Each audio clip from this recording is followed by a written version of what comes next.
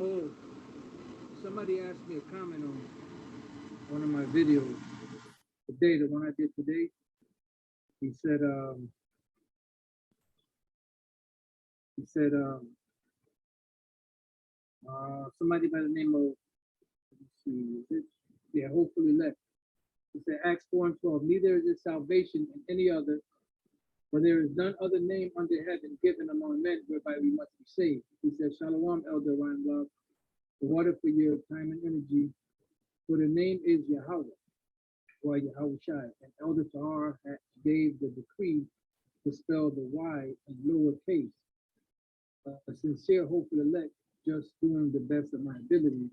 Yahweh Shai was the name my aunt said to use. He's been in the truth longer than I. And this is an abomination, and I am apologize sincerely, Salakia. So the name is Yahweh Wa Yahweh Shai. Yeah, the lowercase, Yah Yeah, is the smallest character, in the Hebrew alphabet. right. And if you go to, Yeah. 195. Yeah, Matthew 5. Yep. One top, 1, 2. Right? Yep. Yeah, that's it. Starts at Matthew 5. Because Yahweh Shai says, he said one Yah, Right. you know?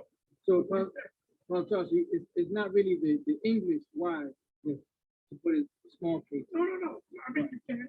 Okay. Because I think that's the transliteration. transliteration, right?